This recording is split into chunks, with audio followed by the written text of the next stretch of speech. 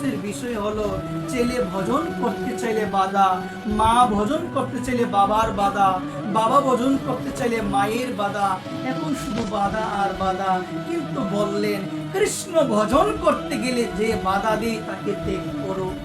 কৃষ্ণ ভজন করতে গেলে, এটিকে আমার কথা মা, এটি হলো শাস্ত্রের বাণী, আমার কথা নয়। বলছি কৃষ্ণ ভজন তুমি করবে, তুমি ভজন পথে এসেছো, তোমাকে যে বাধা দিবে তাকে ত্যাগ করো।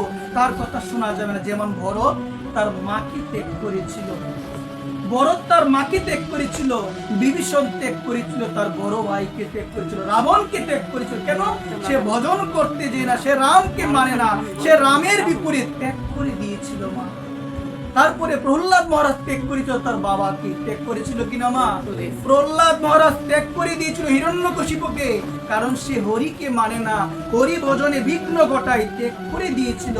এই জন্য বললেন সেই মাতা মাতা নয়, সেই পিতা পিতা নয়, সেই বন্ধু বন্ধু নয়, যেই পিতা যেই মাতা যেই বন্ধু তোমাকে কৃষ্ণ ভক্তির শিক্ষা দিয়ে এই সংসার কারাগার থেকে উদ্ধার করতে পারে না, সে কখনো বন্ধু হতে পারবে না, সে কখনো পিতা হতে পারবে না, সে কখনো মাতা হতে পারবে না। আরে মাতা তো সেই যে আমাকে ভজনের দিকে টেনে দেয়, আর যে আমাকে সংসারে টেনে ধরে রাখে, যে বন্ধু আমাকে কৃষ্ণ ভজনের দিকে নিয়ে যায় না, সংসার মায়ারূপ কারাগারের মধ্যে পুনরূপী জনমম পুনরূপী মনোরম জননী জঠরে শয়নম, বারংবার এই জগতে যে আমাকে ধরে রাখে, সে কোনোদিন বন্ধু হতে পারে না, সে বন্ধু হতে পারে না।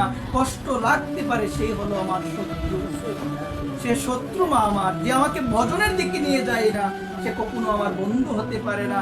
এই জন্য কৃষ্ণ ভজনের যে শিক্ষা দেয়, ভক্তির যে শিক্ষা দেয়, যে সাধু যে বৈষ্ণব, সেই হলো আমার শরীর। সে আমার মঙ্গল চিন্তা করে, কারণ সে জানে মঙ্গল কোটি টাকা দিলে মঙ্গল হয় না, প্রচুর পরিমাণে সাম্রাজ্য দিলে মঙ্গল হয় না।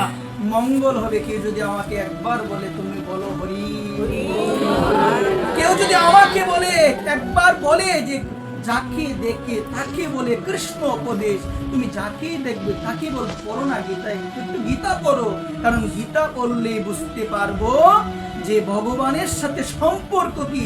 গীতা বললেই বুঝতে পারবো দেহটা আমার নয়, এই দেহটা আমার নয়, আমি এই জগতের কোনো কিছুই নয়। আমার যখন মৃত্যু হবে সমস্ত কিছু শেষ হয়ে যাবে, কোনো কিছুই নিয়ে যেতে পারবো না, কিন্তু ভজন হরিনাম সেটা সর্বদা আমার সঙ্গে থাকবে, সর্বদা আমার সঙ্গে থাকবে।